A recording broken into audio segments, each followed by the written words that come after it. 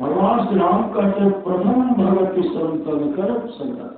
मां सभी के माध्यम से हम लोगों को प्रभु स्वामी उपदेश किए। प्रथम भगवती संतन कर संगा। प्रथम भक्ति संतों का संग है। और दूसरी रति मम कथा प्रसंगार। दूसरी भक्ति है मेरी कथा की चर्चा में प्रेम। इधर उधर गप सब में प्रेम। जो प्रेम रस शाखा नहीं अमृत पिया तो क्या हुआ। उपकार में सिर दिया नहीं जो दुख दिया तो क्या हुआ। देखी गुलस्तों ओसिका मगरों सब पाया सेवका। सारी किताबों याद कर हाफिज हुआ तो क्या हुआ। मां सवरी किसी विद्यालय नहीं गए थे, नहीं गए थे, लेकिन गुरु के सानिध में रहे। पूर्व जन्म के संस्कार थे। पूर्व जन्म में संत सदगुरु की जूठन खाए। दूसरे जन्म में राजरानी बने। राजरानी का जो शरीर धारण करती है गुरु धारण के, उस जन्म में भी भक्ति की, सत्संग की, नृत्य की, सत्संग ध्यान नृत्य की। और एक जन्म में सभी है सभी। जो भगवान श्री राम कहते हैं प्रथम भगवती संतन कर संगा। दूसरी रति मम कथा प्रसंगा। दूसरी भक्ति है मेरी कथा की चर्चा में प्रेम। कौन तुम जब तक सुनेंगे नहीं तब तक लाभ होने वाला नहीं है। रामचरित मानस माया सुनि समझहि जन मुदित मना।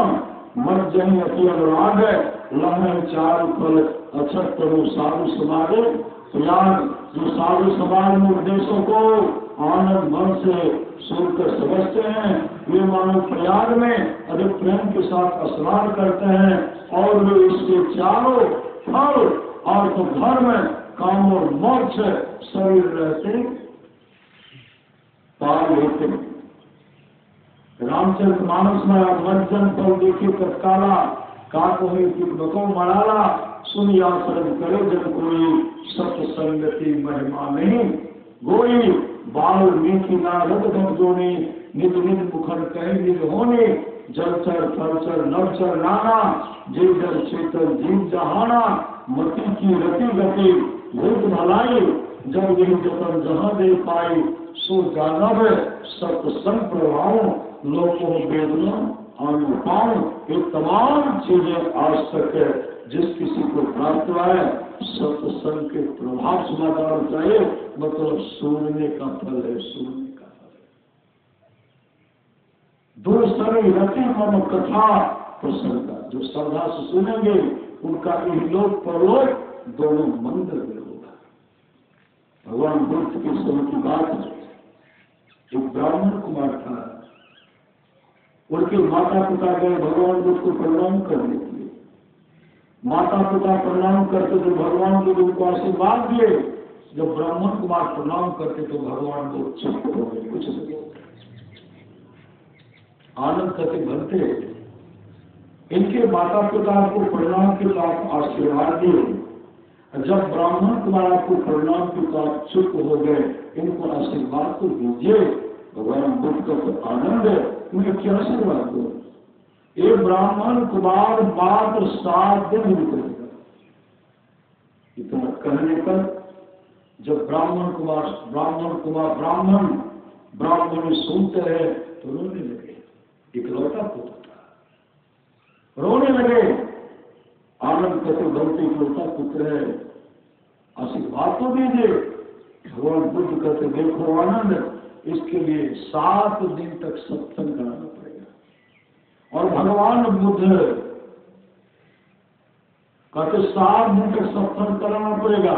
ऐसा घेरा बनाओ, घेरे के अंदर में 7 दिन सत्संग होगा और यह ब्राह्मण कुमार बैठ करके सत्संग को सुनेगा।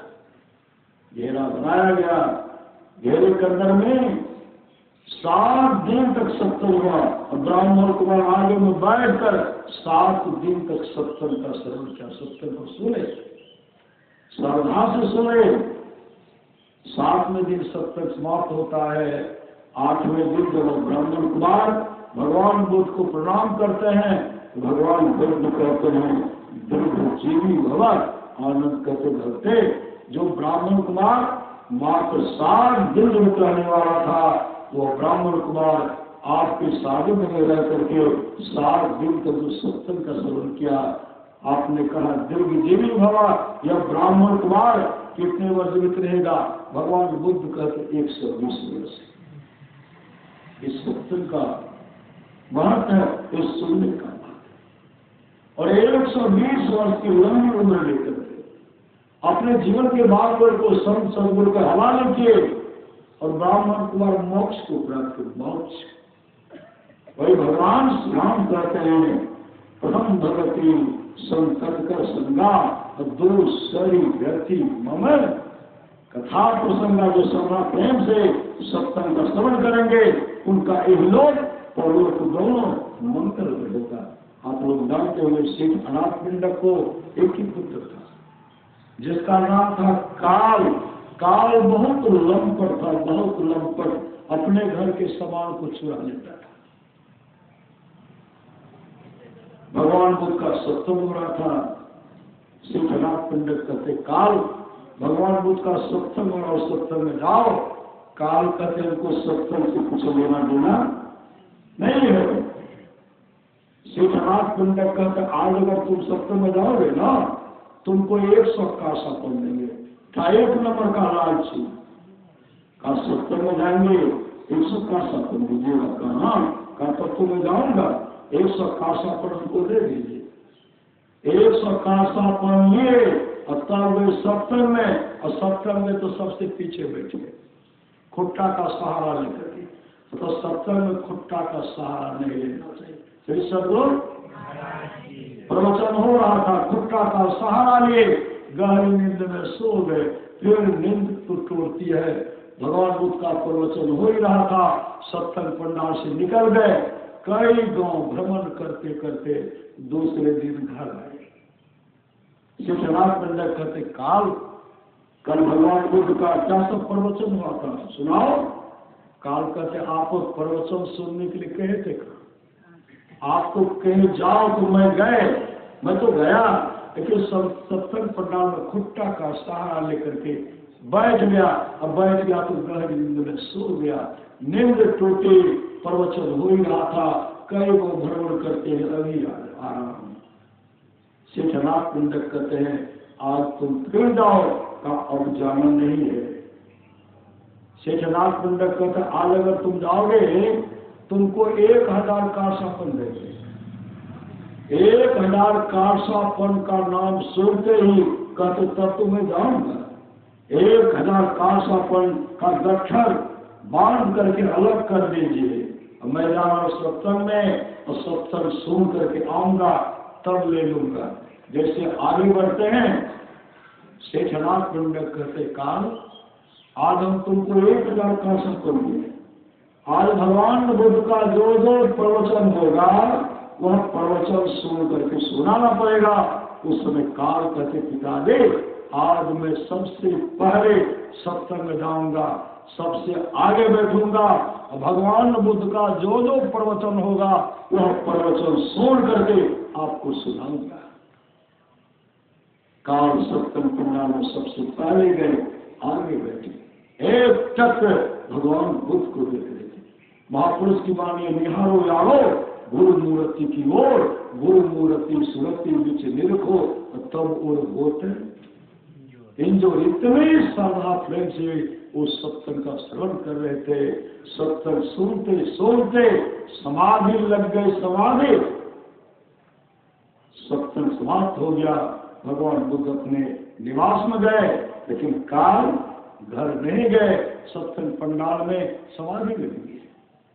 शेषनाथ पिंडक अपने घर पर विचार करते हैं आज मेरा पुत्र काल सत्संग से नहीं आया, मेरे पुत्र काल को क्या हो गया। इस तरह जो मन में सोच रहे थे, भगवान बुद्ध उनके मन की बात को जान गए। भगवान बुद्ध आंख बंद करते हैं तो देखते काल तो सत्संग पंडाल बैठे हुए हैं, काल को तो सत्संग पंडाल में समाधि लग गई है। उसी समय भगवान लोग उड़ते हैं सत्संग पंडाल में जाते हैं और काल के पेट को थपथपाते हुए कहते, पुत्र काल उठो, तुम्हारा पिताजी तुम्हारा इंतजार कर रहे हैं। जैसे काल आंख खोलते हैं तो सामने में सदगुरु खड़े हैं, चरण में लिपट गए। भगवान बुद्ध आगे आगे पीछे पीछे काल शेखरनाथ पंडित के घर पर गए। वहां भोजन का व्यवस्था किया गया था। एक ही जगह बैठकर दोनों भोजन कर रहे थे।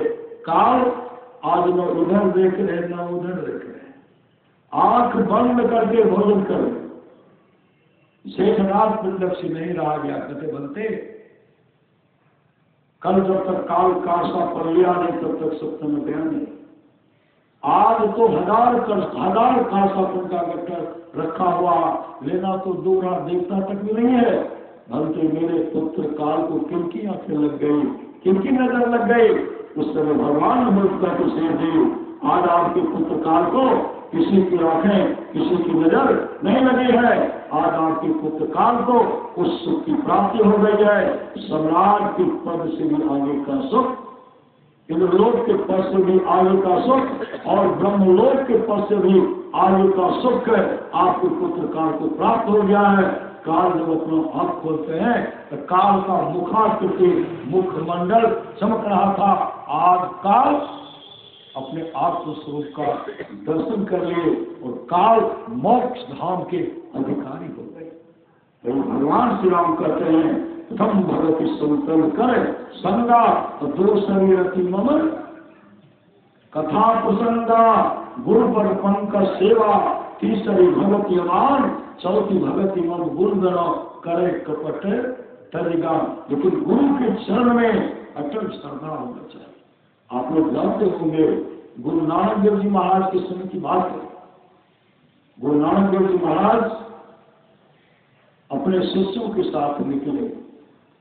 एक कटोरा था, कटोरा जिनको शहर के गंदी नाले में गिरा दिए। गिरा करके अपने पुत्र को कहते कटोरा निकालो। पुत्र कहते हैं हमसे नहीं होगा, पीछे लगेगा। घर में बहुत सुंदर सुंदर गिलास कटोरा है, जितना लीजिएगा ले लीजिएगा, लेकिन हमसे नहीं होगा। दोनों पुत्र पीछे हट गए। दामाद को कहते हमसे नहीं होगा। लहना पीछे खड़े थे, एक टक लहना अपने सदगुरु को देख रहे थे। गुरु नानक जी महाराज को लहना इस कटोरा को निकालोगे? कहा गुरु आज्ञा की देर। कहा बेटा निकालो। लहना गड्ढे में कूद पड़े। शहर का गंदी नाला था, पूरे धस गए, पूरे शरीर में कीचड़ लग गया। गिलास कटोरा निकाल करके आश्रम गए, स्नान के, फिर परीक्षा लेते। जाओ अपने पुत्र को कहते हैं रावी नदी में मेरा कपड़ा धो करके ला दो। रात्रि का 12 बजे जोरों की ठंडी, मौसम खराब था और जोरों की हवा बह रही थी और रावी नदी का जल था मतलब बर्फ की तरह जम गया था। दोनों पुत्र को कहते हैं, दामाद को कहते हमको मरना नहीं, हम ले जाएंगे। लहना से कहते लहना ब्रह्म मुहूर्त में स्नान करेंगे, वस्त्र पहनेंगे, धो करके ला दोगे? लहना कहते गुरु आज्ञा की देर है, दीजिए ना, लिए दौड़ पड़े। रात्रि के 12 बजे में कपड़ा धो करके ला करके रात्रि में सुखाए, ब्रह्म मुहूर्त में स्नान किए, अपने गुरु को पहना दिए। दिन का जब 11 बजा, उधर से दोनों पुत्र आते हैं, दामाद आते हैं, कहते आप जब लो तो कहते काम करो, कपड़ा दीजिए, जा स्नान करने के लिए, धो करके ला दूंगा। गुरु नानक देव जी कहते हैं जो कपड़ा पहने हैं रात्रि की 12 बजे लहना कपड़ा को धो करके ला के दिया। तो पुत्र क्या कहते लहना को मरना है, हमको मरना नहीं है। गुरु नानक देव महाराज कहते हैं तब क्या मानता है, एक दिन मिट्टी में ले जाना, फिर परीक्षा लेते।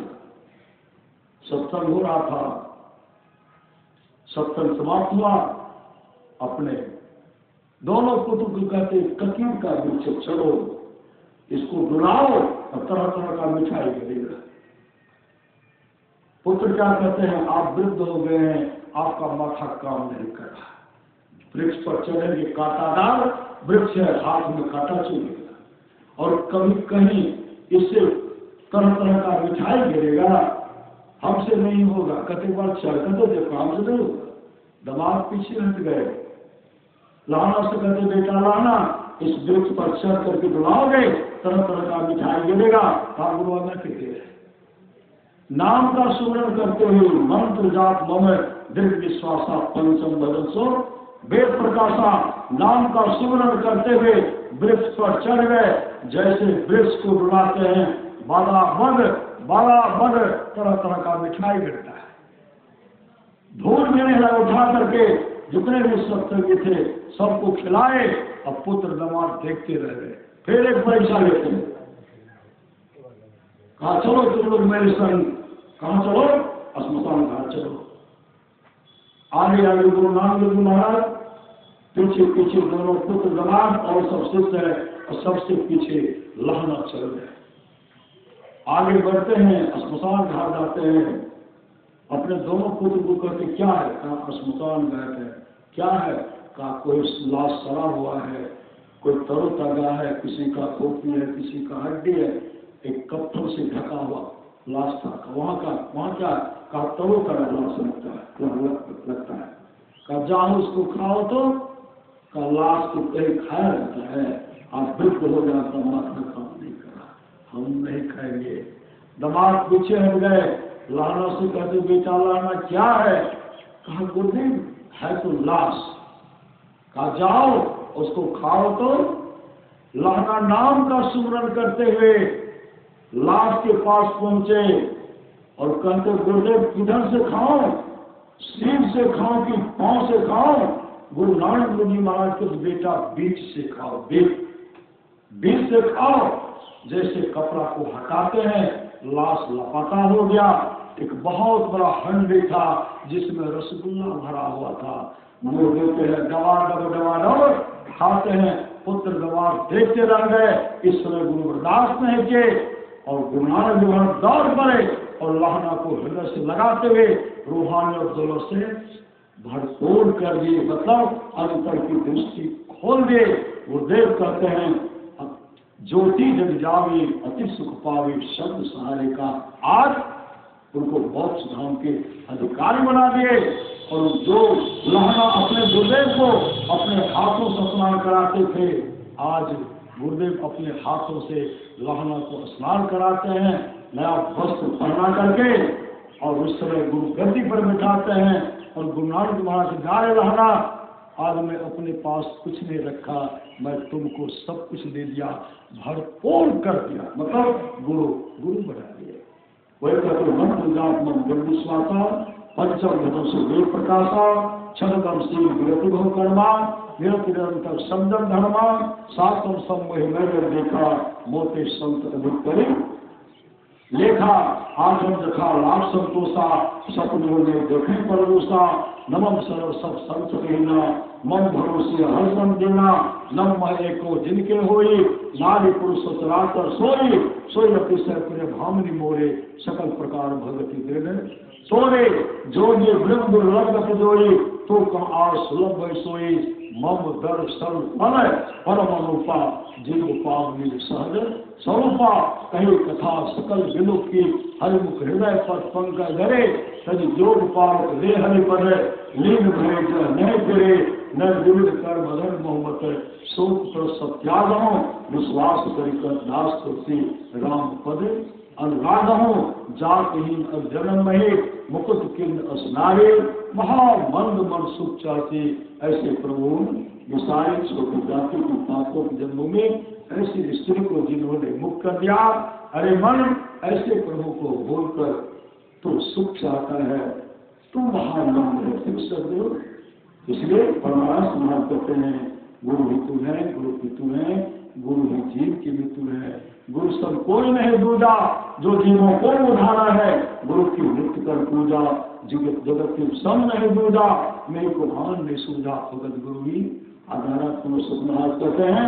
सत्संग करने के लिए बादशाही ठाट बाट के जरूरत नहीं है, वृक्ष के नीचे घास बिछा करके भी सत्संग करने के लिए सदा तैयार रहिए। पुनः सुधार के जो लोग बहुत दिनों से सत्संग करके आ रहे हैं, अभी कर रहे हैं, आगे भी करेंगे, ये सभी महासुख के आज हम लोग बोले प्रेम से महाराज की जिस तरह माँ समय का काम बना उसी तरह हम लोगों का भी काम बनेगा। बोले प्रेम से श्री सद्गुरु महाराज की जय। श्री सद्गुरु महाराज की जय। राम बुलावा भेजिया दिया कबीरा रोल, जो सुख साधु संग में सो बैकुंठ न हो।